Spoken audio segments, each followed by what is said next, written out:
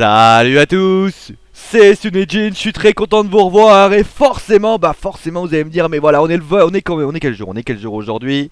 On est le 23 février, ça fait quasiment un mois que le Royal Rumble est passé. Et vous allez me dire, mais t'es pas un petit peu à la bourre pour ton petit bilan du Royal Rumble? Oui, je suis un petit peu à la bourre, je m'en excuse, puisque bien sûr j'ai eu la grippe. Et étant donné que j'ai eu la grippe, j'ai donc forcément dû être contraint et forcé de pouvoir différer mes shows.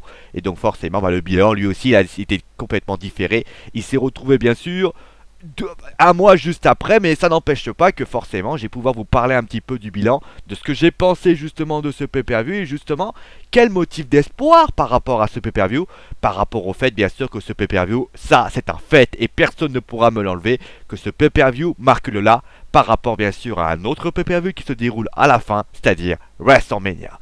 Parce que bien sûr le Royal Rumble et WrestleMania sont indissociables, puisque déjà il y a un match qui les réunit, c'est le Royal Rumble match, puisque je rappelle bien sûr que le vainqueur du Royal Rumble pourra bien sûr obtenir un titre, le titre d'un match de championnat pour le titre de son choix à WrestleMania. Mais il n'y avait pas que cela lors de ce pay-per-view, il y avait également plusieurs matchs d'intéressants. Nous avons d'abord eu, bien sûr, le retour d'un homme. Vous le connaissez forcément si je vous dis We must act for man, it's sport entertainment. Vous répondez forcément The Rock. Et The Rock, bien sûr, qui avait un match de championnat contre celui, bien sûr, qui est 434 jours champion de la WWE, c'est-à-dire CM Punk. Nous avons eu également, alors là c'est un petit peu dommage, c'est la première sanction que je pourrais donner par rapport à ce pay-per-view. C'est le fait, malheureusement, c'est qu'on a eu deux matchs qui ont déjà été faits plusieurs fois. Le premier match, il a été fait quelques semaines avant le Royal Rumble, c'est-à-dire le match de championnat pour le titre de champion du monde poids lourd, c'est-à-dire Alberto Del Rio contre le Big Show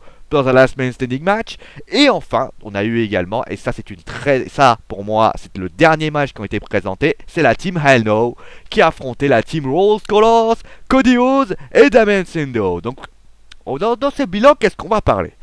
Dans ce bilan, on va forcément mettre des notes. On va mettre des notes par rapport à ce que proposait justement le pay-per-view.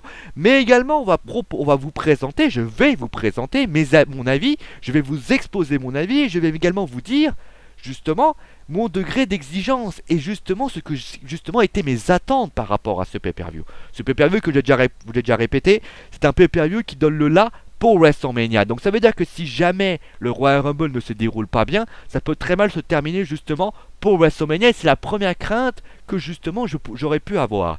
Et forcément, la première crainte que j'aurais pu avoir également par rapport à ce pay-per-view, c'est le remake, de faire également les mêmes matchs qu'on a déjà eu auparavant. Et quand vous me dites ça, forcément, quand je vous dis ça, vous pensez forcément au premier match de la soirée, puisque nous avons eu Alberto Del Rio contre le Big Show dans un Last Man Standing match pour le titre de champion du monde poids lourd. Et oui, ça veut dire qu'on a eu un match 2 semaines auparavant. Et là, tu nous remets, la WWE nous remet le même match. Alors, et ça, tu te dis déjà, moi je me suis dit dans ma tête, attends, bon, tu fais un match contre un autre match. D'accord, c'est une revanche, le type était champion du monde poids lourd, ça se comprend. Maintenant, tu mets la même stipulation. Est-ce que t'as pas un risque qu'Alberto Del Rio, parce qu'il ne peut pas faire autrement, c'est pas comme si vous aviez Rey Mysterio en face, tu te dis, ce mec-là, est-ce qu'il va pas faire le même match? Est-ce qu'il va pas subir autant qu'il a subi lors de SmackDown? Est-ce qu'ils vont utiliser les mêmes armes que lors de ce fameux match à SmackDown? Est-ce qu'il va y avoir un manque d'originalité? Etc, etc, etc. Et surtout, tu le mets au début. Ça veut dire que si tu le mets au début, c'est le match que tout le monde va essayer de donner envie, justement pour qu'on puisse se dire, va y avoir le Royal Rumble match, va y avoir justement le titre de la WWE. Est-ce que c'est pas un risque? Et justement, est-ce qu'on n'aurait pas pu sortir autre chose, un autre match, une autre stipulation? Est-ce que c'est pas un risque qui est complètement à considérer et pourrait même précipiter la WWE dans une belle bouillasse par rapport à ce pay-per-view? Et moi je vais vous répondre simplement par une réponse très simple. C'est que pour moi, il y avait deux hommes dans ce match.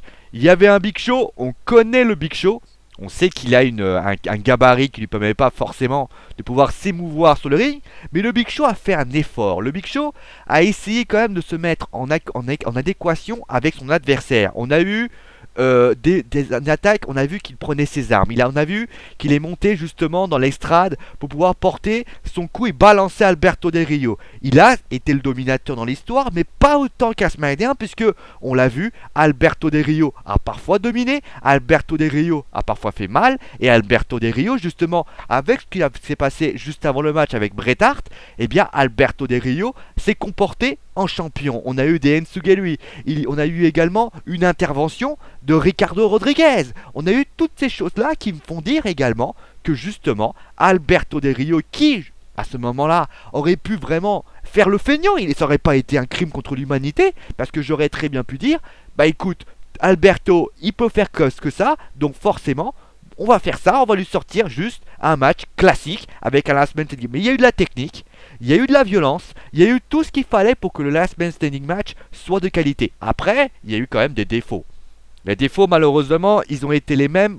C'est que le match, forcément, quand tu fais un match qui est identique par rapport... Enfin, quand tu fais la même stipulation, tu es obligé de comparer. C'est un peu comme si vous compariez Resident Evil à Dead Space. Là, vous allez comparer forcément les deux matchs qui ont été proposés.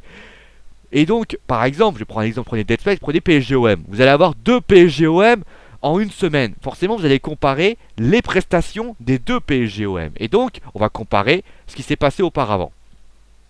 Déjà, il y a quelque chose qui pour moi a été une réalité, c'est que le match de SmackDown était beaucoup plus intéressant. Il y avait un côté suspense, un côté envie, un côté vraiment désir, que malheureusement dans le match que vous avez eu au Royal Rumble n'était pas assez fort. Pourquoi? Parce que déjà c'était vraiment quelque chose qui était déjà revu, c'est comme ce qu'a commencé déjà à se dire, c'est du déjà vu. Ensuite, moi j'ai trouvé que, pourquoi le mettre à SmackDown ce match? Pourquoi ne pas le mettre au Royal Rumble? Justement, l'aspect suspense, il aurait été beaucoup plus fort si on l'aurait mis justement au Royal Rumble. Ça, c'est ma deuxième déception.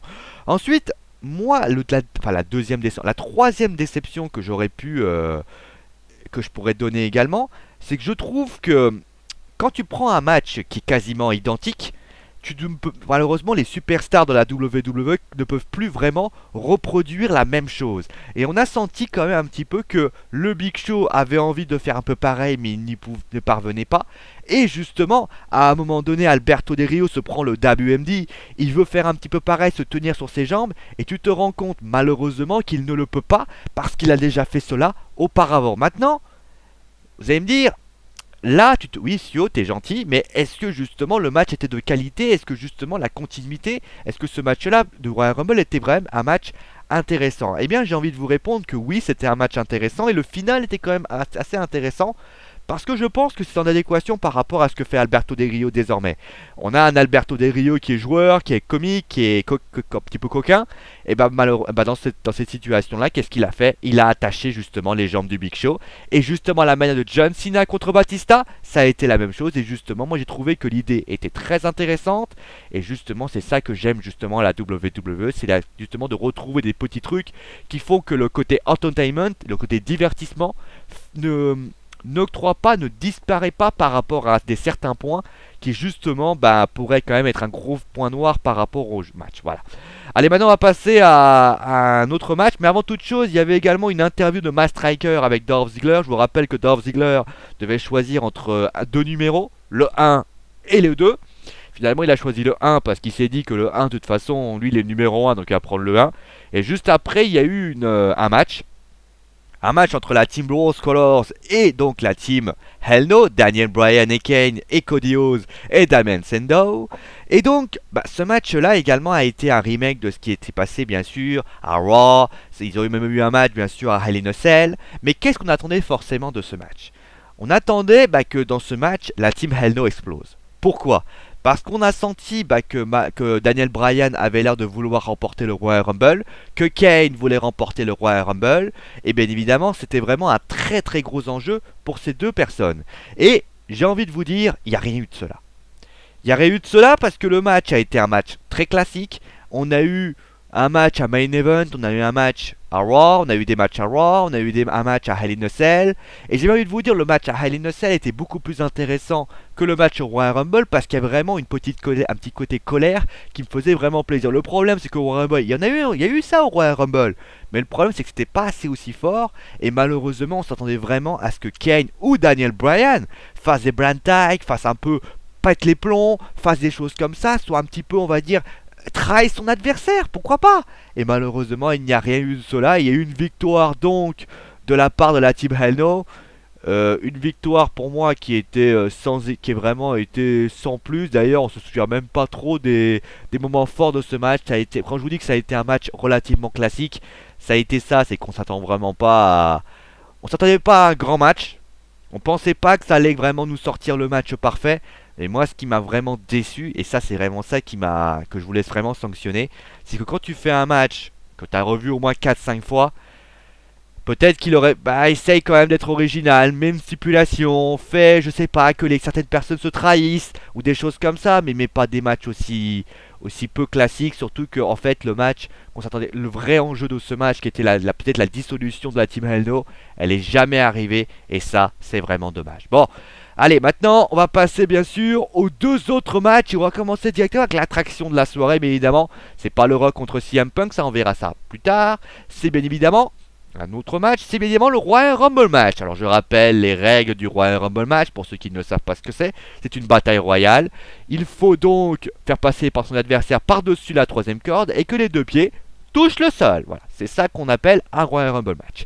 Dans ce Royal Rumble match, il y avait pas mal de superstars assez favorites. Je vais bien sûr les citer un petit peu ceux les plus favorites, on va dire. Il y avait bien sûr l'enjeu Dolph Ziggler, avec bien sûr le premier, puisqu'il est arrivé en premier. Dolph Ziggler qui a dit, et je cite, qu'il allait remporter le Royal Rumble en étant le premier, comme bien sûr l'a fait Shawn Michaels ou bien sûr Chris Benoit. Mais nous avons eu également des favoris également très forts, puisque nous avons eu Sheamus, l'ancien vainqueur du Royal Rumble. Nous avons eu Randy Orton, vainqueur du Royal Rumble. Nous avons eu John Cena, vainqueur du Royal Rumble. Il y a également Ryback qui fait une très très belle année, qui lui avait envie de remporter également le Royal Rumble. Il y avait bien sûr Wade Barrett qui avait voulu mettre son rôle à jouer par rapport à cela. Et justement, lorsque Dolph Ziggler est arrivé, il y avait le deuxième, ce fameux deuxième qui... Tout le monde s'attendait bien sûr à une superstar lambda, une superstar qui n'était pas vraiment intéressante. Et surtout quand on pense bien sûr à ceux qui sont venus pendant le moment, il y a eu la personne la plus connue, bien évidemment c'est le Godfather. Le Godfather qui est arrivé, qui est resté à peine 5 secondes. Et d'ailleurs ça c'est quelque chose qui m'a beaucoup fait plaisir par rapport au Royal Rumble, c'est qu'il n'y a pas eu de superstar parasite. C'est-à-dire que toutes les superstars qui ne devaient pas être là, enfin qui étaient là, qui ont fait, on va dire, un moment fort dans le pay-per-view, eh bien, ils ont été présents, ils ont été là, ils ont été à ce moment-là, mais ils sont restés quoi? Alors, on va dire 1 à 3, on va dire 5 à 6 secondes. Goldust, lui, était là, par exemple, le deuxième, mais Goldust est resté 9 minutes parce qu'il a une rivalité, il aura peut-être une rivalité avec son propre frère. Mais, par exemple, le Godfather, il est resté quoi, 5 secondes, il est parti. Je suis encore gentil. Santino Marella est resté une trentaine de secondes et il s'est fait dégager. Nous avons eu également 54 secondes, Santino Marella, vous voyez. Il y a eu également, par exemple, le Great Khali, 3 minutes. Kane, par contre, c'est un peu dommage parce que Kane est resté 1 minute 46, même ça, on verra ça par rapport aux raisons. Mais il y a également Jinder, il est resté 2 minutes 10. Le Miz, ça c'est un petit peu dommage. Le Miz qui est resté 5 minutes, mais d'un côté aussi, c'est le Ryback qui l'illumine. Mais vous voyez, il n'y a pas eu de superstar parasite, c'est-à-dire qu'il n'y a pas eu une superstar, tu te dis, qu'est-ce qu'elle fout là? Et ça, justement, ça, j'ai trouvé ça quand même assez gratifiant et assez intéressant. Après, il y a eu également son lot de surprises, parce que dans un Royal Rumble, il y a son lot de surprises. Et justement, la WWE nous a sorti quand même la belle surprise. Parce que si je vous dis The King of Bling Bling, via la tour là, of Rock'n'Roll là, vous pensez forcément à Y2J, et donc forcément Chris Jericho. Chris Jericho qui est arrivé en deuxième, et Cody Rhodes justement qui est arrivé en troisième. Donc Chris Jericho, Y2J, qui est resté, je crois, qui a été éliminé par Dolph Ziggler, qui lui a été éliminé par Ryback. On a envie de dire quelque chose par rapport à cela, c'est que ça fait très plaisir de revoir Y2J. Y2J qui est arrivé en deuxième, qui vraiment a mis le feu dans ce match, qui vraiment était lié bien sûr à cette rivalité, bien cette fameuse rivalité entre qui et qui, bien sûr entre Dolph Ziggler et lui-même. Donc ça vraiment, ça c'était un très bon point. Et justement, en parlant justement de ce très bon point, parce que pour l'instant il n'y a que des bons points, il y a également l'énorme surprise. Cette énorme surprise, ça a été Bo Dallas. Vous allez me dire qui est Bo Dallas? Bo Dallas, c'est un gagnant de la NXT. C'est une personne en fait qui a remporté en fait une bataille royale avec tous les rookies de la NXT. Et en remportant ce cette bataille royale, il avait le droit de participer justement au Royal Rumble. On s'attendait vraiment à ce que Bordalas vive un calvaire. Il vit vraiment très difficile, le fils de Mairo Tungda, et qui vive un moment assez compliqué, ça peut se comprendre. Il ne connaît pas trop ce que c'est que le Royal Rumble. Il aurait pu très bien vivre, rester 5 secondes, et bah finalement, il a fait un très très bon Royal Rumble. Il a été intelligent, il a été malin, il n'a pas essayé de voler le show comme il devait le faire, et surtout, il a quand même éliminé quelqu'un, Wade Barrett. Wade Barrett qui a été éliminé justement par Bordalas, et justement ça on va se dire que ça vraiment c'est quelque chose qui est vraiment très intéressant, et justement Bordalas n'a pas été éliminé comme d'autres superstars qui ont été éliminés un peu parasites, puisque lui a été éliminé par Wade Barrett et l'a littéralement défoncé. Mais moi ce que j'ai aimé par rapport à Bordalas, c'est que c'est une superstar qui justement a su se montrer vraiment à son avantage, et justement ça a été en adéquation par rapport à ce qu'il est, c'est-à-dire que tu sais que Bordalas, forcément, il va pas te réussir à éliminer tout le monde. Donc, qu'est-ce qu'il a fait? Il a dit voilà, je peux pas éliminer tout le monde. Donc, qu'est-ce que je vais faire? Je vais me faire petit. Je vais essayer de frapper des personnes. Je vais essayer de faire ce qu'on appelle, comme on dit souvent, dans le Tour de France. Je vais juste montrer le maillot. Je vais rester en échappée. Je vais rester, je crois, une heure et demie. Et après, je vais me faire attraper par le peloton. Je vais y arriver. Par le peloton. Et ben, c'est exactement ce que a fait Bordalas. Et ça, pour moi, c'est une très bonne chose. Je vais vous parler également de Y2J, Chris Jericho. Et je vous parlais de Dolph Ziggler. Je parlais de Cody Rhodes. Eh bien, si je vous dis que Cody Rhodes il restait 35 minutes, Chris Jericho il est resté 45 minutes, et que Chris Jericho, Y2J, et que Dolph Ziggler lui est resté 55 minutes, tu te dis à quel point que la WWE a laissé un côté suspense avec les 3 premiers qui ont fait un énorme Royal Rumble. Mention très bonne pour Dolph Ziggler qui a était très présent, même si c'est vrai que certains diront oui mais bon il a été premier et tout. J'ai trouvé d'ailleurs que Dolph Ziggler, les 3 justement, d'ailleurs Dolph Ziggler qui élimine d'ailleurs le Godfather et Chris Jericho, d'ailleurs j'ai trouvé que les 3 ont été très très bons, et d'ailleurs Cody Rhodes a été éliminé quasiment juste avant que Damien Sandow arrive. Ça justement on aurait aimé voir un petit peu si la Team Rose Colors aurait pu exploser. Le deuxième point également par rapport à l'équipe, c'est qu'on attendait forcément quelque chose dans des titres par équipe, et ça s'est arrivé forcément dans ce Royal Rumble où justement Kane a été éliminé par Daniel Bryan, et après Daniel Bryan a été éliminé par qui? Par Kane. Alors ça je trouve ça complètement débile, parce que comment vous expliquer ça? Je veux bien que voilà qu'il y ait des petites colères et tout, mais je ne comprends pas justement pourquoi ils n'ont pas fait ça lors du titre par équipe. Ils auraient pu faire un espèce de petit tricks au départ, et cette petite tricks aurait pu entraîner bien sûr la dissolution de la Team Hell, et bien sûr les titres par équipe auraient pu être dissolus à ce moment-là, et forcément la rivalité aurait pu être énorme lors de ce Royal Rumble match, et malheureusement tout ça n'aura jamais eu lieu par rapport à ce que je vous ai énoncé. Alors vous allez me dire, oh, c'est bien putain, il y a quasiment que des bonnes choses qui se sont passées. Eh mais il y a eu une déception. Alors cette déception, c'est pas vraiment une déception, c'est plus une opinion, c'est-à-dire que on sait tous, je pense que tous ceux qui sont fans de catch le savent, il y aura donc un John Cena contre le Rock pour le titre de la WWE. C'est quasi certain, même si t'as pas vu le spoil, tu le sais.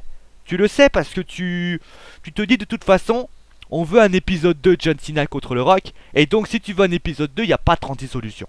Il faut que John Cena soit dans le main event de WrestleMania. À partir de ce moment-là, il y a plusieurs solutions. Soit tu fais affronter John Cena avec Elimination Chamber, soit tu dis il affronte un match avec John Cena contre CM Punk, et à ce moment-là John Cena remporte le droit de pouvoir remporter le titre de la WWE. Ou alors tu as une troisième solution, et c'est cette solution justement que la WWE va utiliser, c'est de utiliser justement cette technique qui pour moi est une technique un peu de lâcheté justement, c'est de le faire remporter le Royal Rumble. Et moi j'ai trouvé ça quand même assez dommage, parce que je comprends tout à fait qu'on ait envie de mettre John Cena, de l'écarter un petit peu, de lui faire dire voilà, tu as le Royal Rumble match, on te le donne, comme ça à la limite tu peux préparer ton truc dans ton coin, et comme ça tu fais pas chier. Mais moi ce que je trouve vraiment dommage, c'est que justement pourquoi ne l'avoir pas fait un petit peu attendre, de lui avoir fait comprendre justement, lui disant à John, t'es gentil, mais justement, le Royal Rumble match, on va le donner à quelqu'un d'autre, et toi, tu auras peut-être ton match autre part. Il y avait des favoris, justement, Ryback, il y avait en plus peut-être des personnes comme Y2J. Moi, j'aurais aimé que Y2J remporte le Royal Rumble et qu'il affronte, je sais pas, Alberto Del Rio. ça aurait été une super chose, ou tout simplement encore mieux. Ça aurait pu créer un soupçon un petit peu de suspense, avec peut-être, je sais pas, on aurait pu imaginer peut-être que là que le Rock n'aurait pas remporté le titre de la WWE, là qu'on aurait eu un nouveau Y2J contre CM Punk, encore une fois. Mais malheureusement, il n'y a jamais eu rien de cela, et ça c'est quand même un petit peu dommage. Allez, maintenant on va passer au titre de la WWE et donc CM Punk, le champion de la WWE 400 et 34 jours de règne, de titre de la WWE contre bien sûr l'homme qui a fait 10 ans qu'il est plus champion, le Rock. Et donc on va commencer par rapport au speech du Rock, donc ce fameux speech où il raconte sa vie, qu'il raconte que sa maman a un cancer, etc., qu'elle l'a combattu, qu'elle l'a battu et qu'elle l'a battu. Franchement, ce segment, vous l'avez pas vu forcément, ce segment est un segment pour moi qui n'a aucune saveur. Ces segments-là que le Rock fait, je les accepte tout à fait, mais pour moi, ils n'ont pas de valeur. C'est-à-dire que on dit touche ma main, on dit plein de choses comme ça, c'est intéressant. Mais alors fais-le simplement pas avant un match. Parce que moi, très honnêtement, j'attendais le match. J'étais vraiment dans le truc. Je me suis dit, allez, le match, il va vraiment sortir un énorme match. Il va vraiment nous montrer vraiment ce qu'il sait faire. Et justement, tu as ce segment qui passe juste avant. Et qui d'ailleurs, je pense, a calmé un peu le public. Parce qu'ils se sont dit, super, ok, le Rock, il est là pour raconter sa life. Ça fait 3 semaines, 1 mois qu'il nous raconte sa life qu'il nous raconte sa life. Il est pas au milieu de sa forme également au niveau micro. Parce que CM Punk a quand même été à son égal. Et là, tu te retrouves avec un Rock qui arrive et qui dit ouais machin, la famille, ma maman, etc. C'est chiant, c'est vraiment chiant et j'aime pas du tout. Après, faut dire ce qui est. Il est toujours bon au micro, il a ce talent qui lui est inné et ça on va pas lui enlever. Le problème que moi je ne peux pas accepter par rapport à cela, c'est que tu veux parler, parle. Maintenant fais gaffe. Moi maintenant je t'attends au tournant. Moi je t'attends pour que tu sois sur le ring et que tu montres quelque chose sur le ring. Parce que si c'est pour me raconter ta life et raconter ce que tu as fait, que tu as coulé un bronze et tout ce que tu veux, ça m'est complètement égal. Moi je veux te voir sur un ring, c'est là où tu pourras prouver ta valeur. Et justement, si le Rock avait pris le micro à la fin en mettant un petit peu d'ambiance, là j'aurais dit ok, là il est vraiment à son niveau. Là il est là où il faut être. Là il aurait montré quelque chose. Là il est là, il montre, il commence à parler de diverses choses qui ne sont pas du tout intéressantes. Et l'autre côté, bah t'as CM Punk qui arrive, qui lui justement au niveau du regard, au niveau de la manière de se tenir, il est là en tant que champion. Il est là pour défendre sa ceinture. Et dans tout le match, pendant tout le match, il s'est dit moi je veux affronter le Rock. Je ne veux pas affronter un mec qui raconte sa life. Je veux quelqu'un qui est là pour tout simplement remporter le titre ou conserver la ceinture. Et même si on sait tous ce qu'est le catch, on sait tous que voilà, il y a un côté scénarisé, c'est scénarisé et tout, mais même dans la manière de se tenir, il faut avoir une prestance. Et pour moi, le Rock, en faisant ce spot juste avant, c'est peut-être mis la pression, je n'en sais rien en tout cas. Pour moi, tu dois être sur le ring pour prouver quelque chose. Comme un boxeur qui raconte. C'est comme si demain Tyson prenait un. Prends un exemple. C'est comme si vous aviez Zlatan Ibrahimovic qui prend un micro et qui raconte sa live juste avant PSGOM et qui dit après il arrive sur le terrain, il fait rien. Non, il faut que tu sois concentré, que tu dises moi je veux remporter le titre de la WWE, je parlerai après, mais avant, je parle pas, je vais sur le ring. Ça c'est la première chose, ça c'est ma première déception. Ensuite, sur le match en lui-même, on va dire que fallait pas non plus s'attendre à ce que le Rock fasse un match exceptionnel. Parce que tu sais que le Rock, ça fait 1 mois qu'il est revenu, il n'a pas fait de match, il n'a pas encore fait de match.